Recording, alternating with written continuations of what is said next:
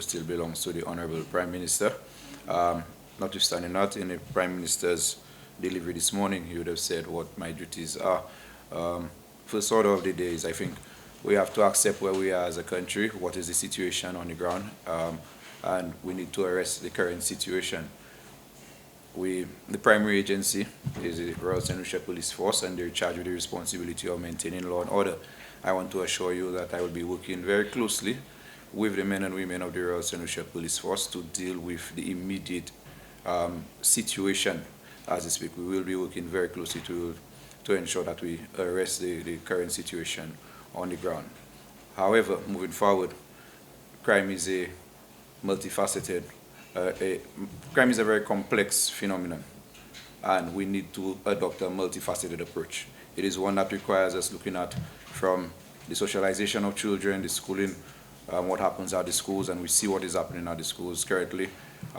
We need to look at it in a holistic manner, and the approach has to be one that encompasses and envelopes all the other components and not just what we see being reported on the media.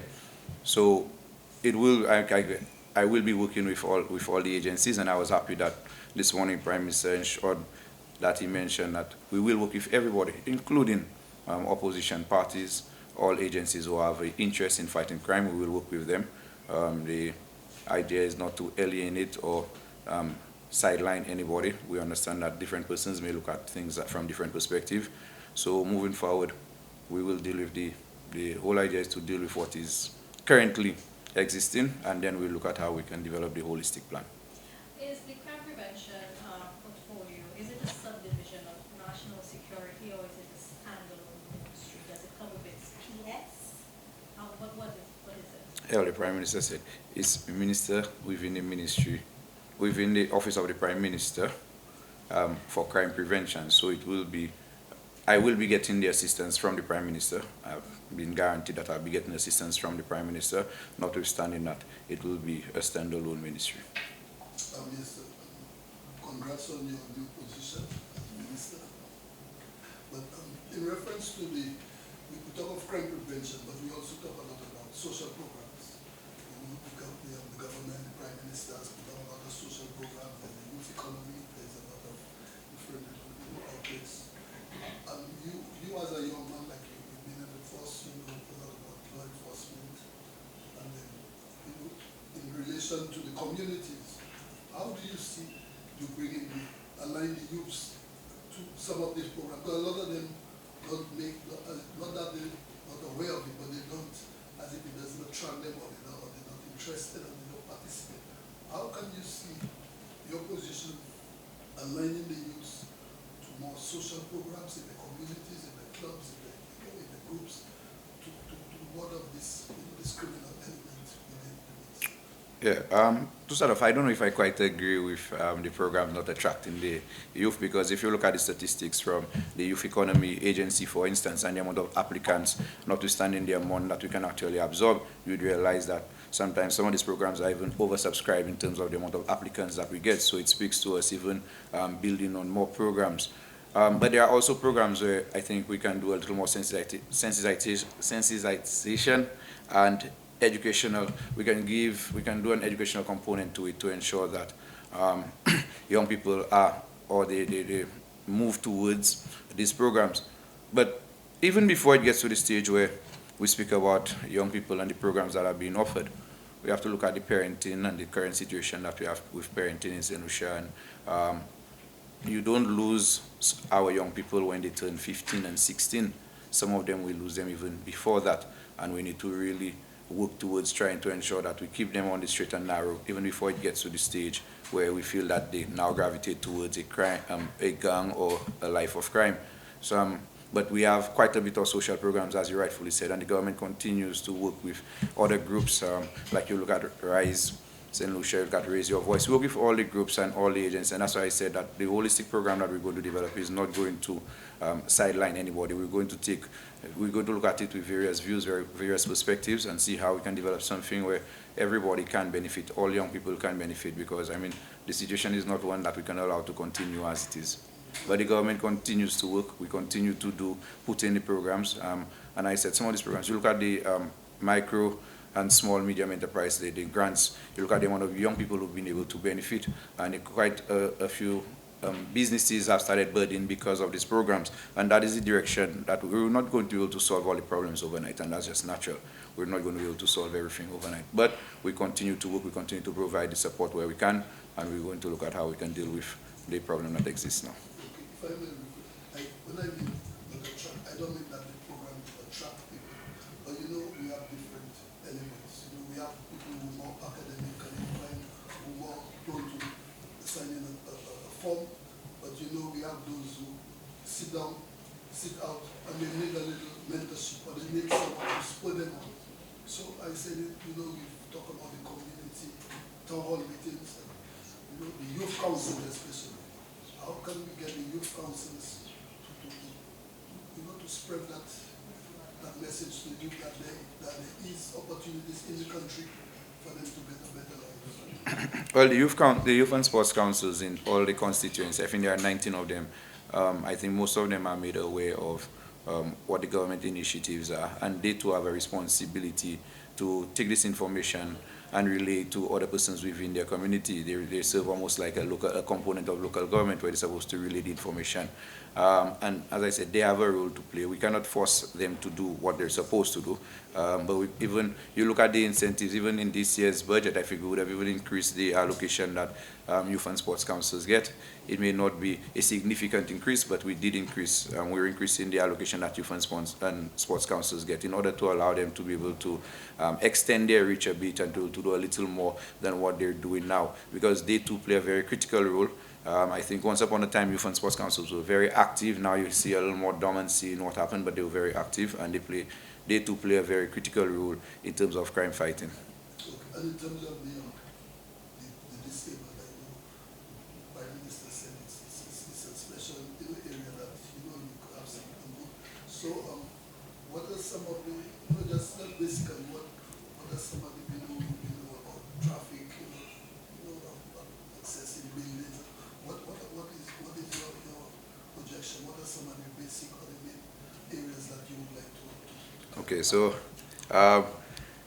I smile because you said the disabled, and I just like to be correct when we speak about persons with disability, and we appreciate when we use the language persons with disability where you give the person the prominence and not their disability.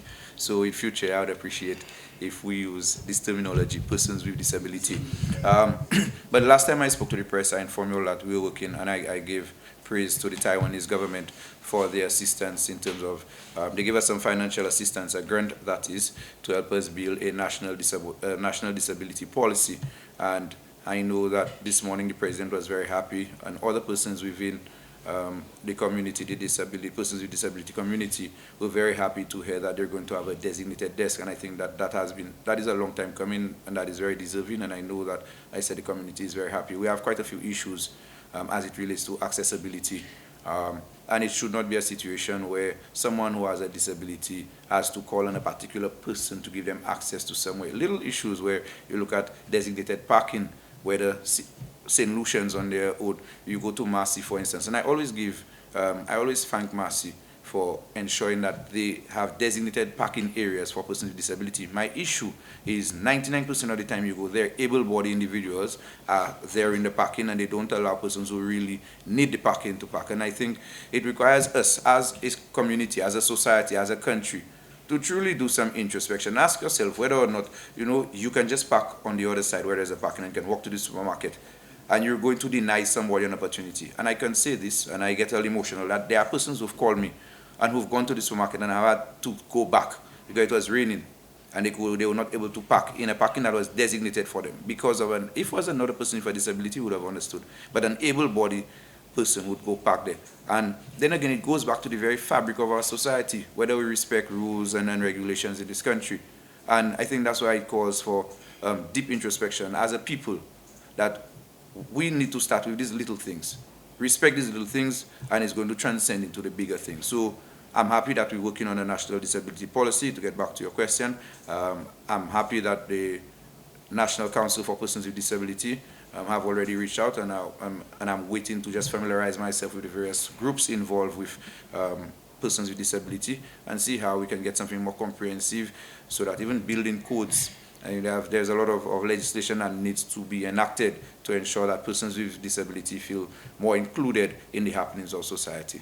And just find this one last thing. I know it's early days still, but in terms of persons with disability, with your sports and recreation as part of the human nature, would you see some merit in, having a sports, facility where these people would, exercise their skills there, I'm happy that you actually brought that up, because in the bigger picture, I mean, we need, in creating a society that is inclusive, we cannot take away the social component, and being or having a disability should not prevent somebody from being able to enjoy the daily things of life. So that is something that we're going to be looking into. We're going to start the discussion. As I said, other persons have expressed their own concerns. On my end, even as parliamentary for Miku North, in the new cemetery that I'm doing, one of the first things I asked those persons who were tasked with designing and preparing the plans for the cemetery was to ensure that the cemetery, every part of the cemetery, was 100% accessible for persons with disability, from wheelchair users, and to ensure that we had the ramps the right places, to ensure that persons were not denied an opportunity to enjoy the everyday things of life, the good things that other persons are able to enjoy because he or she may have had a mishap and may have had a disability. Okay, next question. You spoke about your constituency. Can you give us an update on the Miku jetty? About the commencement date and the progress so far? Okay, so the Miku jetty, as we speak, on Saturday night, we had a meeting with the fishermen of Miku to discuss the general orientation of the jetty. We had a slight issue with the orientation of the jetty, especially the part that comes onto the shore. And we had a meeting with the fishermen to discuss the orientation and also to give them an insight into, just a little further insight into when we're going to start. The materials will be, all materials for the jetty have been received. The cabinet conclusion has been prepared. The materials should be cleared sometime during the course of today, and the contractor gave me a commencement date of first day of this week, hopefully once all goes well today. But to be on the safe side, I'm going to say by next week we should be able to have a ceremony and see physical works happening on the ground as it relates to the Miku jetty. Ladies and gentlemen of the press, I'll take your questions right away.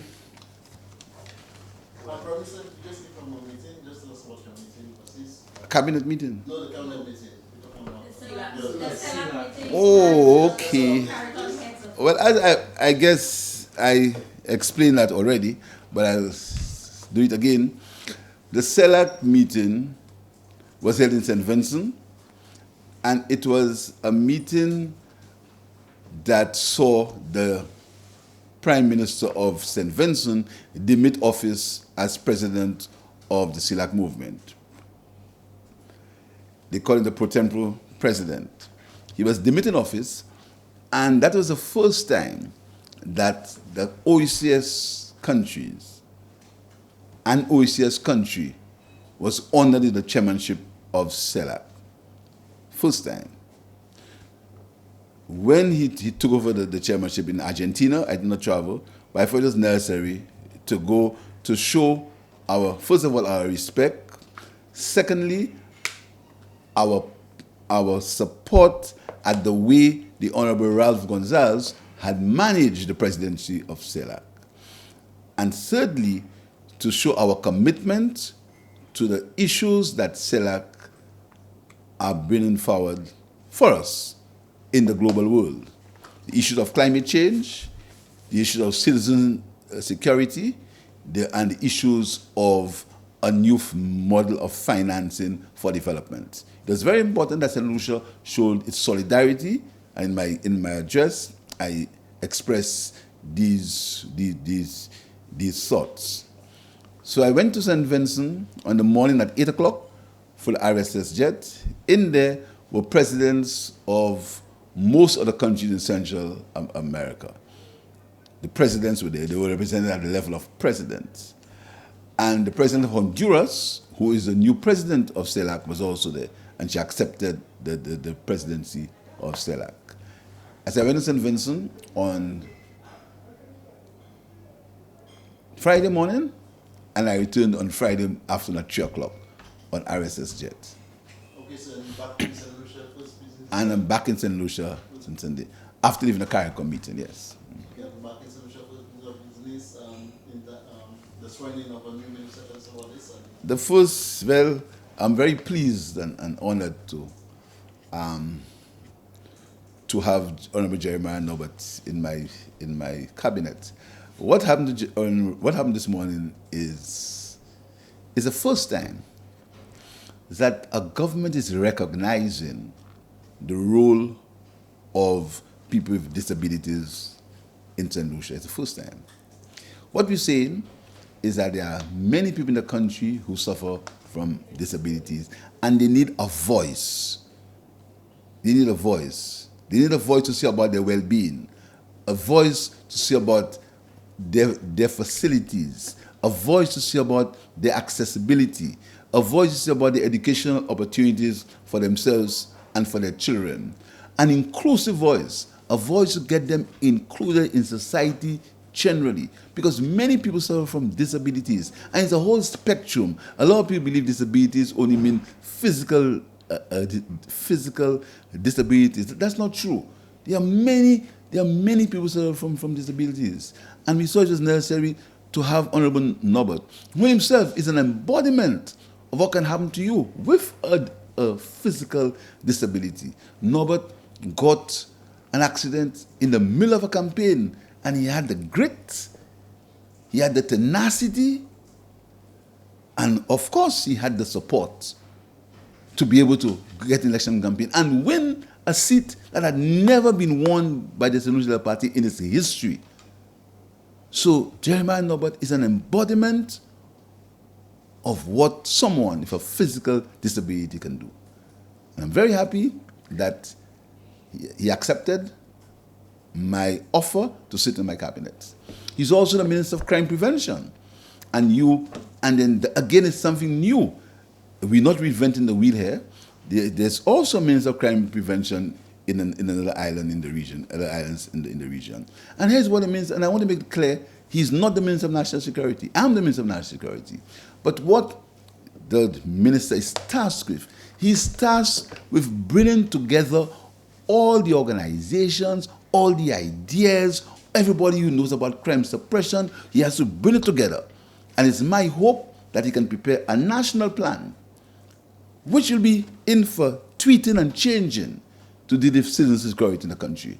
And his job is to bring all the parties together. Everyone who has an idea, everyone who has an opinion, everyone who knows what to do, there is a central body with a minister who was himself involved in law enforcement. Hopefully, and all the suggestions, all the ideas, all the methods, all the tactics that people think should happen, we can concentrate it on one man working with the Minister of National Security to see if we can get some level of crime reduction in the first case, suppression, and possibly prevention. And that is why I've appointed Jeremiah Norbert. Because of his experience, because he's a young person, he knows fully well the issues that young people face. He's lived it. He's been a top cop for a short time in the police force. So that's his job. He's going to work very closely with me from my office. So he can put together all these plans, because everyone has a plan. Everyone knows what we must do to reduce crime. Everyone. So Honorable Jeremiah Norbert will speak to all these people and put these plans together, and hopefully we can get a comprehensive document that will say what are the steps. Albeit it changes all the time. Albeit crime or citizen security has been an issue in St. Lucia. But now we want to concentrate and zero it, and the Minister of National Security can have time to deal with the security aspects of the country, which is resourcing the police, finding the fiscal space to resource the police, and the police can deal with the operational matters. In the press release from the Prime Minister's office, it indicated that Jeremiah Norbert will be representing Minister... The press release never said so. What happened this morning is the Prime Minister said, that Jeremiah Norbert will now, for the time being, hold on to the portfolios of the Honorable Virginia Poet. That was only said this morning. That's never said before. The press release never said so. People assumed, and it's up to the press to assume, but it's never said before. Never said so. That was an assumption from the press and from other people who wanted to create mischief. And in light of that, so what's the latest with? She's improving. She's at home. She's improving, but I can't make any medical pronouncement. As you know, I know you criticize me for that saying. I'll say it again. I'm not a doctor. But she will be soon back at work, still I just said I'm not a doctor. And I'm going to continue saying that. Eh? So all of you who want to criticize me, say I'm not a policeman, I'll be saying it all the time. So they can as well stop that criticism. I'm not a policeman. All right? I say I'm not a doctor. Okay? But from as far as I hear, and I'm very pleased that Honorable Virginia Poet is improving. Going back to the press release, it says that Honorable Jeremiah Norbert will adopt her ministerial responsibility Never said so. until further notice. It said will adopt her. It never said will be appointed a minister. So what's the difference between We appoint a minister. He will oversee as a member of parliament. He'll oversee the responsibility. It never said he'll be appointed a minister. Never said so. No, Anyhow, that's past. That's the past. Let's go in the future. The future is right now. He's been officially holding the duties of Home Affairs officially now. The rest was history. Yeah, but you made initial statements that he did not need to resign for him to adopt her ministerial. No, hold on. I never listen. You see, you must make a difference what people say I see and what I see. No, hold on. You must make a difference what people say I say and what I actually said. You understand? When you must make a difference, and if you go back in the record, you'll find that I did not say that. But if I said it, you could record, you find I did not say that. What happens is that people are saying things.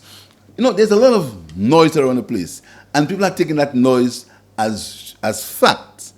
You understand? If I said so, I misspoke if I said so. I'm sure I didn't say it, but I misspoke. But can somebody who was a deputy speaker, as you said, it says that he will adopt her ministerial responsibilities, right?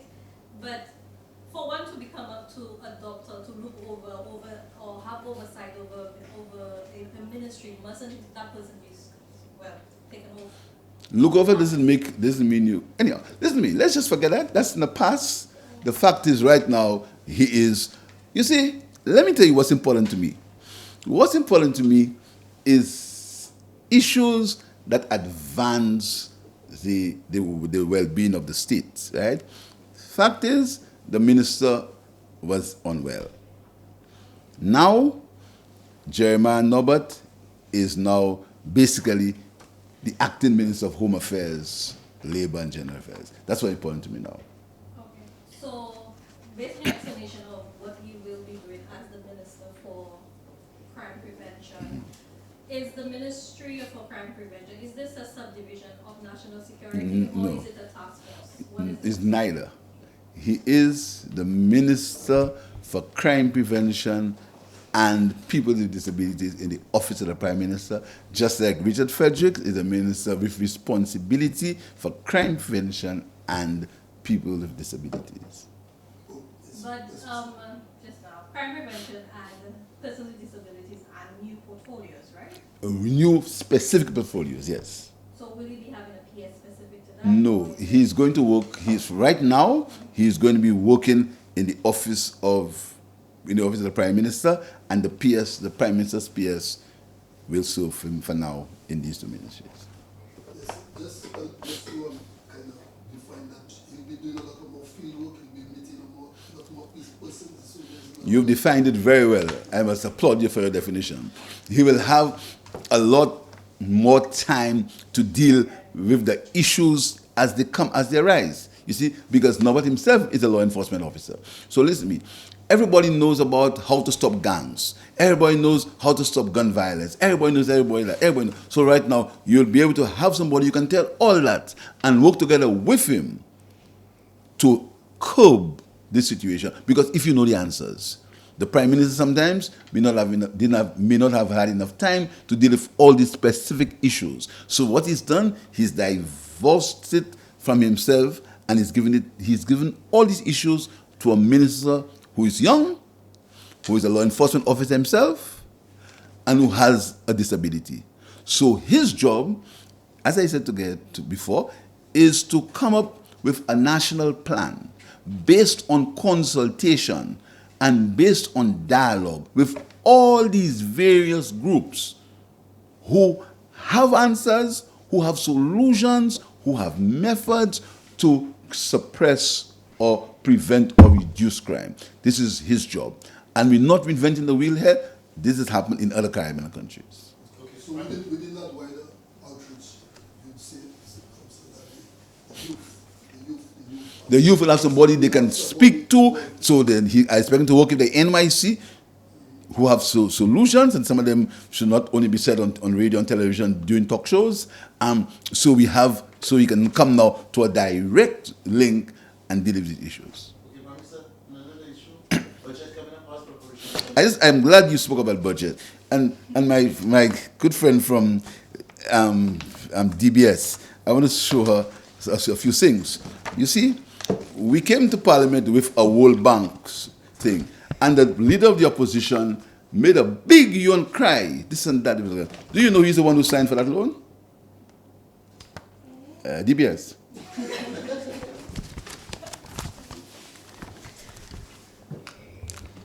Wow.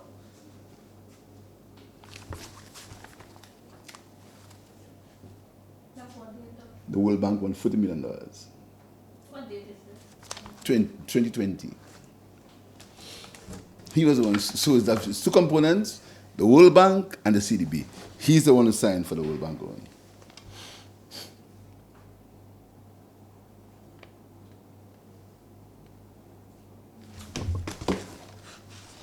And here's what it's called. It's called. Listen, I want you to read it. You understand? Because I want you to read for you, because sometimes you hear these things and you take them as gospel. Okay?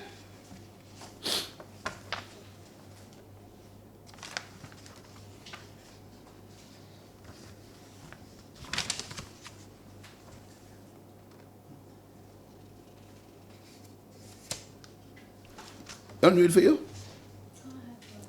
You want that?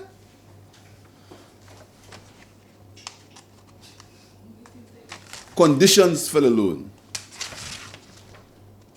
Conditions for the loan, right?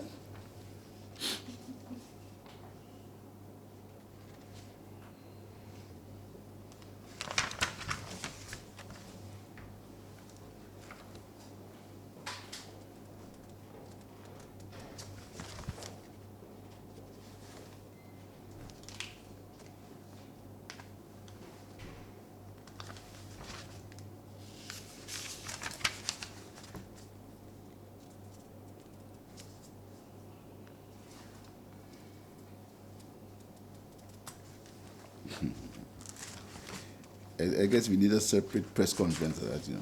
Yeah, so let's do it. Let's do it. But you're explaining the budget, what's coming, what can we expect? The statement is supposed to come on the 25th. The statement is supposed to, but I just want to tell you that this loan, that loan was signed, the DPL, the policy, it's called the Policy Development Loan. You understand? And it was signed by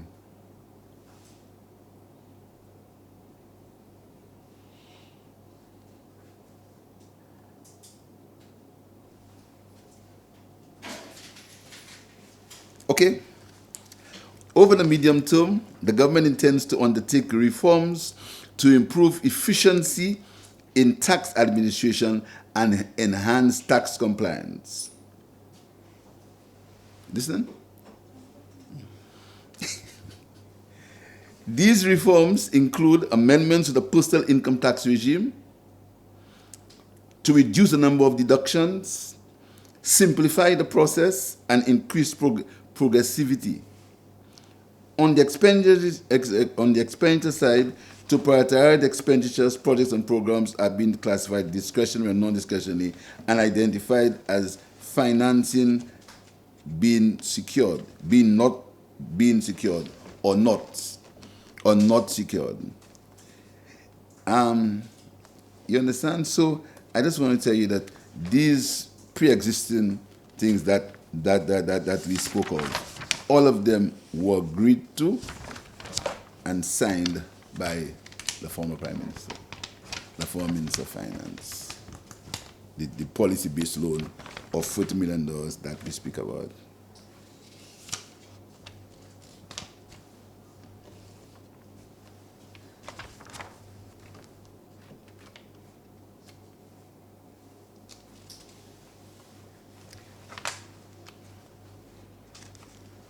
All right, so I'm just going to tell you that this loan was nothing new. It was something that was signed by. It's a policy loan, $40 million policy loan. He signed it in 2022, right? He signed it, yeah. So the approval of the loan was prior to that or after that? It came after he met the pre-existing conditions. Did he make it? No, we met it, but these are conditions that he set up. So that was a prior. You see the way these things go. There are prior conditions, right? The video is a document to the World Bank, and it's something that is a COVID is a policy-based loan. Policy-based loan. This is the same CDB linked loan, isn't it? Right. One for the World Bank, one for CDB. There's only two separate. Two separate loans. Yeah. But it's linked to something? No, it's the same loan. It's the same package of financing that we want to use. Okay. So is it the World Bank providing the 40, and then the CDB providing another one. or the second? Okay. I just want to tell you, there's nothing new. It was something that was signed before us. Yes. No problem. The budget. Well, as you know, it comes in two parts. There is the estimates of expenditure that's going to be laid the last week in March, the Tuesday, and then the debate happens on Wednesday and Thursday. Then after, the reason why the debate happens on Wednesday and Thursday is the budget, the estimates, which is the document that outlines government's proposed expenditure, is circulated before. So the opposition has time to study it. So the opposition is expected to respond the next day, and there are 2 days of debate, and then we go to the policy statement in April. What do you think can we expect? What do you plan, new project? Well, that will come in the policy debate.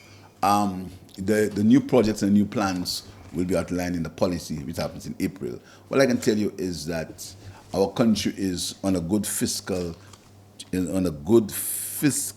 trajectory for the coming year. We had a pretty good year, and we're going with very good understanding that we're dealing with changing circumstances. Inflation is still very high. We also have issues with the interest rates. Interest rates are climbing. These are the downside risks, and there is still a great dependence on tourism. But our tourism industry is performing well. But we have to understand these downside risks: interest rates, inflation, and climate change. These are the three downside risks that we find. You had the CARICOM meeting last week. Yeah? Yes, yes. I know the opposition had some issues with your appearance on the opening ceremony. Where I was not there during the ceremony. Yeah, so the question of being asked as so where were you? Because of the press release that had stated that you had left for the Yes. Okay. Can I let me give you my flying agenda. As you know, the issues with regional transportation. I left St. Lucia at 10:30 in the morning on Caribbean Airways. I arrived in Trinidad at 11:30. I left Trinidad at 7:30. I got to Guyana. By the time I got to Guyana, the opening ceremony was over. I got to my hotel room at 20 to 12. The Honorable Alpha Baptist was already in Trinidad, so he went to the opening ceremony. Okay, coming out from that meeting, what are the big things coming out in the meeting? I know a number of conclusions. The CARICOM meeting, as I said, there's discussions on climate change. That's very important. That's in the upper echelons of the priorities of the government. The Haiti situation was there as Prime Minister Dr. Kenny Anthony. It's playing a very important role as far as Haiti is concerned. The CARICOM governments are very, very concerned about what's happening in Haiti. As you know, the situation has deteriorated further this week, in fact yesterday, when 4,000 prisoners broke the prison, were made to flee from the prison. And this is a serious security problem. We had a face-to-face discussion with Prime Minister Ariel Henry, and then he left the meeting to go to Kenya. I don't know where he is now, but the situation in Haiti is the cause of great concern.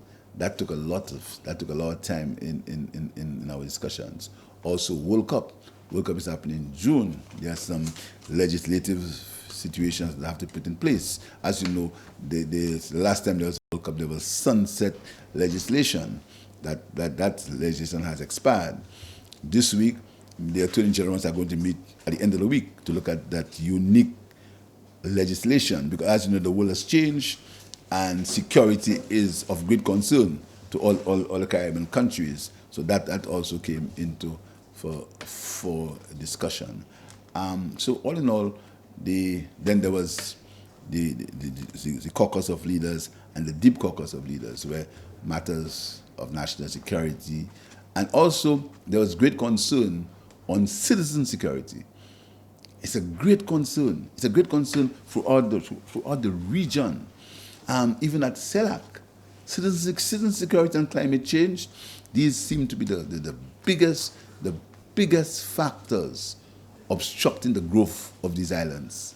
Citizen security, and that is why the national government found it important to have a designated minister to deal with that issue. It's a great concern.